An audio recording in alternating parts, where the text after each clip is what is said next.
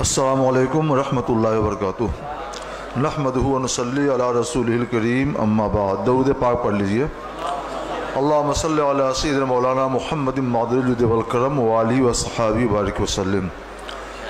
ہم مختصراً 2-3 باتیں عرض کریں گے۔ بہت کچھ باتیں ہمارے علماء اور خطبہ اور مبلغین نے بیان کر دی ہیں۔ ہمیں احساس ہے کہ آپ سب علماء دین ہیں یا ائمہ کرام ہیں اور سب بیان کرتے اور ہم لوگ سنتے، لیکن وقت کی تنگی ہے تو سب تو نہیں بول سکتے ہیں، اس لیے تنظیم اہل سنت و اصلاح معاشرہ کانفرنس اس کے لیے معذرت خواہ ہے۔ آپ کا شکریہ کہ ایک آواز پہ آپ نے لبیک کہا، یہاں تشریف لائے۔ ہماری اپنی جماعت کا حال تو یہ ہے یا یہ تھا کہ اپنا پتہ جو کوچے جانا میں پوچھئے، ایک مشت خاک وہ بھی اڑائی ہوئی سی ہے، بالکل بکھرے ہوئے۔ لیکن آج آپ لوگوں نے جس وحدت کا مظاہرہ کیا ہے، اس سے دل کو بڑی تسلی اور تقویت مل رہی ہے۔ یہ وحدت برقرار رہنی چاہیے، ایک آواز پر آپ کو آنا چاہیے۔ تو پہلی بات تو یہی ہے کہ ہم بہت بکھرے ہوئے ہیں، سمٹ جائیں، وحدت کا مظہر اور وحدت کا نمونہ بن جائیں، ایک ہو جائیں تو بن سکتے ہیں خورشید مبین، ورنہ ان بکھرے ہوئے ذروں سے تاروں سے کیا کام بنے، کچھ نہیں ہوگا۔ جمع ہو جائیں گے بہت کچھ کر سکتے ہیں، بکھرے رہیں گے تو ہوا آئے گی اڑا لے جائے گی۔ اڑ جانے والا کام نہ کیجیے۔ بالو کا ڈھیر بھی اگر یکجا ہوتا ہے، آدھیاں چلتی ہیں پھر بھی بچ جاتا ہے، اور بکھرا رہے تو تھوڑی ہوا بھی چلے گی تو اڑا کر ادھر سے ادھر کر دے گی۔ تو بکھریے مت، بہت بکھر چکے، یکجا ہو جائیے۔ دوسری بات کہ ہم لوگ جو کہیں وہی کریں۔ دنیا یہ نہیں جانتی ہے کہ قرآن میں کیا ہے اور حدیث شریف میں کیا ہے اور شریعتی کتابوں میں کیا ہے۔ وہ آپ کو دیکھ کر کے قرآن کو بھی دیکھنا چاہتی ہے، رسول اللہ کی حدیثوں کو بھی سمجھنا چاہتی ہے، شریعتی کتابوں کو بھی سمجھنا چاہتی ہے۔ تو آپ کا کردار ایسا ہو جو مظہر ہو، آئینہ دار ہو کتاب اللہ کا، سنت رسول اللہ کا، کتب شریعت کا۔ اگر آپ نے ایسا کر لیا تو قرآن کا تحفظ، قرآن کی عظمت برقرار، احادیث نبویہ کی عظمت برقرار، کتب شریعت کی عظمت برقرار، اسلام کی عظمت برقرار۔ اور اگر ہم کہتے رہے کچھ اور کرتے رہے کچھ تو دنیا ہمارے مذہب کو ہمارے کردار کے آئینے میں ہی دیکھ رہی ہے اور دیکھے گی۔ تو آپ سوچیں کہ وہ کیا سوچے گی اور کیا کرے گی۔ اس لیے قرآن پاک نے اس پر زور دیا ہے کہ وہی کیا جائے، جو کہا جائے وہی کیا جائے۔ رسول اللہ صلی اللہ علیہ وسلم کی اخلاق حسنہ کا اور سنت کا نمونہ بن جائیے۔ جو بھی دیکھے محمد کا شہدہ کہے، اپنا کردار ایسا بنا لیجئے۔ تیسری بات، چند معروضات و ہدایات آثار قیامت کی روشنی میں۔ یہ کوئی کتاب نہیں ہے، اس میں 12ویں شریف کی مناسبت سے 12 حدیثیں ہیں، صرف 12 حدیثیں ہیں۔ آپ نے تھوڑا سا وقت نکال لیا تو سب حدیثیں پڑھ لیں گے، ان کا ترجمہ پڑھ لیں گے، تشریح بھی نہیں کی گئی ہے، مختصر وقت آپ کا لیا گیا ہے۔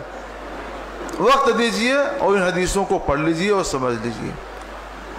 ان حدیثوں کو اگر آپ غور سے پڑھیں گے تو آپ کو اپنے مقتدیوں کے سامنے اور مسلمان بھائیوں کے سامنے گفتگو کرنے کے لیے بہت کچھ عنوان مل جائیں گے.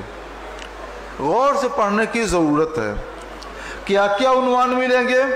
جیسا پڑھیں گے ویسے عنوان ہوگا. جتنا سمجھیں گے اتنا ہی عنوان ملے گا. عنوان مل جاتا ہے تو اس کے مطابق آدمی لوگوں کو سمجھاتا ہے. اس میں ان حدیثوں سے جتنے عنوانات ہمارے سامنے آتے ہیں، ان عنوانات پہ اگر ہمارے علماء کرام اور ائمہ اعظام ہر مسجد میں 10-10 منٹ، 5-5 منٹ، 20-20 منٹ کی گفتگو کرتے رہیں حدیثوں کی روشنی میں، صحیح روایات کی روشنی میں، واقعات صالحین کی روشنی میں، تو انشاءاللہ معاشرے میں ایک اہم انقلاب برپا ہو جائے گا. ہماری قوم لا علمی کی شکار ہے. ایک زبردست علم ان کو مل جائے گا، اتنی ہی سے ان کے اعمال کی، کردار کی، اقوال کی اور ان کے اخلاق کی بہت بڑی اصلاح ہو جائے گی. بہت بڑی اصلاح ہو جائے گی. جن مقاصد کے لیے یہ تنظیم اہل سنت قائم ہوئی اور یہ تنظیم اصلاح معاشرہ کانفرنس کر رہی ہے، وہ تمام مقاصد ان عناوین کے ذریعے یا 12 حدیثوں کے ذریعے انشاءاللہ تعالی حاصل ہو جائیں گے. ان سے ہم عناوین کیسے حاصل کریں اور اس پر کیسے گفتگو کریں، اس کا ایک نمونہ ہم پیش کر دیتے ہیں. صفحہ 6 میں ایک مختصر سی حدیث ہے. یسیر بن جابر رضی اللہ تعالی عنہ سے روایت ہے کہ ایک صاحب حضرت صحابی رسول حضرت عبداللہ بن مسعود رضی اللہ تعالیٰ عنہ کی خدمت میں حاضر ہوئے اور انہوں نے غالباً تفریحاً یہ بات کہہ دی کہ ابن مسعود قد جاءت الساعہ، قیامت آ گئی. حضرت عبداللہ بن مسعود ٹیک لگا کر بیٹھے ہوئے تھے تو اٹھ کے بیٹھ گئے. فرماتے ہیں ان الساعة لا تقوم حتى لا يقسم میراث. سنو، قیامت اس وقت تک قائم نہیں ہوگی جب تک کہ میراث کی تقسیم بند نہ ہو جائے. ایک عنوان ہے یہ قیامت کی نشانیوں میں سے ایک نشانی ہے، اور آج یہ نشانی ظہور پذیر ہونی شروع ہو گئی ہے، بلکہ بہت حد تک ظاہر ہے. پورے ہندوستان میں الا ماشاءاللہ کچھ لوگوں کو چھوڑ کر، کچھ گھرانوں کو چھوڑ کر یہ بات عام ہے کہ ماں باپ کا انتقال ہو گیا تو بہنوں کو، بھتیجیوں کو، پھوپھیوں کو حصہ نہیں دیا جاتا. پھوپھیاں میراث میں حصہ پانے سے محروم، بھتیجیاں میراث میں حصہ پانے سے محروم، بہنیں میراث میں حصہ پانے سے محروم. مرد چونکہ طاقتور ہوتے ہیں تو یہ اپنی طاقت کا اظہار بہنوں پر نہیں کریں گے، بھتیجیوں پر نہیں کریں گے، پھوپھیوں پر نہیں کریں گے تو کہاں کریں گے؟ یہ بھول جاتے ہیں کہ ایک قوی اور توانا ذات ہے جو حکم الحاکمین ہے. جب وہاں جائیں گے تو سخت عذاب میں اللہ تبارک و تعالیٰ ان کو گرفتار کر دے گا. اپنی قوت و مدے کو ان اللہ علی کل شیء قدیر بھی پڑھو. میں صرف یہ بتانا چاہتا ہوں کہ بہنوں کو، بھانجیوں کو، بھتیجیوں کو، پھوپھیوں کو حصہ دینا ہماری قوم نے بند کر دیا تو اس سے کیا کیا خرابیاں جنم لے رہی ہیں. سسرال والے جہاں رشتہ ہونا ہے انہوں نے دیکھا کہ اس کو حصہ تو ملنا نہیں ہے تو جو کچھ بھی وصول کرنا ہے شادی کے موقع سے وصول کر لو. تو جہیز کا خوبصورت نام دے دیا اور جہیز کے نام پر رشوت وصول کرنے لگی. جو جبری جہیز ہے نا، مطالبے والا جہیز، ہم کو یہ گاڑی چاہیے، پیسہ چاہیے، وہ چاہیے، پورے ہندوستان میں عام ہو چکا ہے اور عام ہو رہا ہے. یہ جبری جہیز کیا ہے؟ اعلیٰ حضرت علیہ رحمت و رضوان کی تحقیق ہے کہ یہ رشوت ہے. دینے والا بھی گنہگار، لینے والا بھی گنہگار، دینے والا بھی جہنمی، لینے والا بھی جہنمی. رضا اکیڈمی جو فتاوی رضویہ 12 جلدوں میں شائع ہوئی ہے، اس کی 5ویں جلد میں یہ فتویٰ موجود ہے. یہ جہیز نہیں ہے، رشوت ہے، اور رشوت دینے والا بھی جہنمی اور رشوت لینے والا بھی جہنمی. تو سب سے پہلا فساد اور فتنہ میراث میں حصہ نہ دینے کی کوکھ سے جبری جہیز کی لعنت کا وجود میں آیا. وہ بیچاریاں سسکتی ہیں مگر زبان سے کہہ نہیں پاتی ہیں. کوئی ان کے درد کا مداوا نہیں کرتا ہے۔ پھر اس کے بعد کیا ہوتا ہے صاحب؟ جب جہیز نہیں دے، پہلے تو جہیز کا مطالبہ تھوڑا تھا تو بڑے لوگ دے پاتے تھے، چھوٹے لوگ کچھ دے دیتے تھے۔ آج بڑے لوگوں کا بھی حال خراب ہے اور چھوٹے لوگوں کا حال تو یہ ہے کہ دے ہی نہیں پاتے۔ میں جانتا ہوں ہمارے پاس کیس آتے ہیں، کتنے سینکڑوں لوگ ہیں جن کی شکایتیں ہیں کہ ان کی بچیاں 30 سال کی ہو گئیں، 35 سال کی ہو گئیں، 40 سال کی ہو گئیں، گھروں میں پڑی ہوئی ہیں، ڈپریشن کی شکار ہیں، اداسی اور مایوسی کی شکار ہیں۔ ان کے دلوں پر خوف خدا کا پہرا ہے تو وہ اداسی اور مایوسی اور ڈپریشن کی شکار ہو گئیں۔ اور جو آزاد ہیں طبیعت کے لحاظ سے یا کالجوں کی تعلیم یافتہ ہیں، انہوں نے اپنی تسکین کے لیے، نفسانی تسکین کے لیے کچھ اور سامان ڈھونڈ لیے، کہیں ادھر ادھر چلی گئیں۔ اور اب تو حد یہ ہے کہ سوچتے ہیں تو سر شرم سے جھک جاتا ہے کہ غیروں کے پاس بھی جاتی ہیں اور انہیں احساس گناہ بھی نہیں ہوتا۔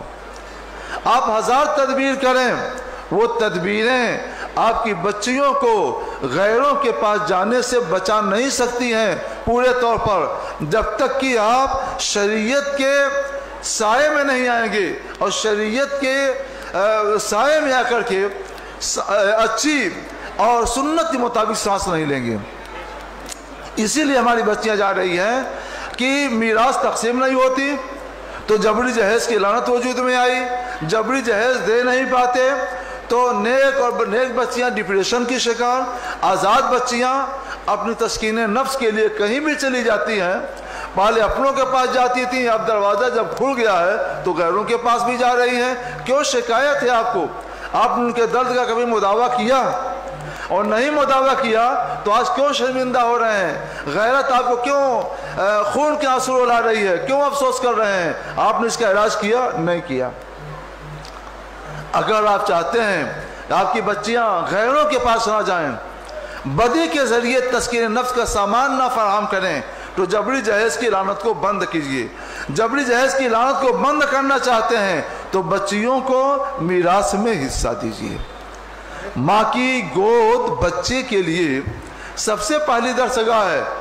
درسگاہ میں جیسی تعلیم ہوگی بچہ ویسے ہی ہوگا۔ ماں بدی میں آلودہ ہے، شہوات نفسانیہ میں آلودہ ہے، تسکین نفس کا سامان شریعت کے خلاف وہ ڈھونڈ رہی ہے، تو اس کی گود میں پلنے والا بچہ ولی ہوگا، صالح ہوگا، دیندار ہوگا، تقوی شعار ہوگا، پابند شرع ہوگا۔ یہ خواب اور خیال ہے، ایسا نہیں ہوگا۔ ماں کی گود بچے کے لیے پہلی درسگاہ ہے، جیسی ماں ہوگی بچہ بھی ویسا ہی ہوگا۔ ماں بنائے گی نہیں، مگر بچے سنتے کم دیکھتے زیادہ ہیں۔ جیسا ماں کرتا ہوا دیکھیں گے وہی ان کے دماغ میں نقش ہوتا جائے گا، اسی راہ پر وہ چلنا شروع کر دیں گے اور پھر وہ چلتے رہیں گے۔ پھر پورا کا پورا معاشرہ، جو نیا معاشرہ آئے گا، جدید معاشرہ آئے گا، آج نہیں کل، وہ پورا کا پورا معاشرہ بدی کی آماجگاہ بن سکتا ہے۔ اگر آپ معاشرے کو بدی کی آماجگاہ بنانے سے بچنا چاہتے ہیں تو اچھی ماں بنائیے، اچھی ماں دیجیے معاشرے کو۔ اچھی ماں دینا چاہتے ہیں تو ضرورت ہے کہ آپ جبری جہیز کی لعنت کو روکیے۔ اس کو روکنا چاہتے ہیں تو اب ضرورت ہے کہ تقسیم میراث کیجیے۔ کتنی بڑی بات کہی حضرت عبداللہ بن مسعود رضی اللہ تعالیٰ عنہ نے کہ قیامت اس وقت تک قائم نہیں ہوگی جب تک کہ میراث کی تقسیم بند نہ کی جائے۔ ایک جگہ میراث کی تقسیم بند ہو ہوئی اور اس کی بدی کے عناصر انفیکشن کرتے کرتے کہاں سے کہاں پہنچ گئے اور ابھی کہاں سے کہاں پہنچیں گے یہ نہیں کہا جا سکتا۔ وقت غنیمت ہے، جو ہوا وہ کم ہے۔ اب بھی اس انفیکشن کو روکیے، اس کا شرعی علاج کیجیے۔ اللہ تبارک و تعالی ہمارے معاشرے کو ایک دینی معاشرہ بنا دے گا۔ یہ ہم نے بس ایک نمونہ دیا ہے کہ اس کے عناوین پر آپ کیسے گفتگو کریں گے۔ گفتگو کا ایک نمونہ ہم نے دیا، اس نمونے کی روشنی میں ان 12 حدیثوں سے عنوان تلاش کیجئے اور اسی انداز سے گفتگو کیجئے۔ اللہ آپ کو، ہم کو، سب کو توفیق خیر عطا فرمائے۔ السلام علیکم۔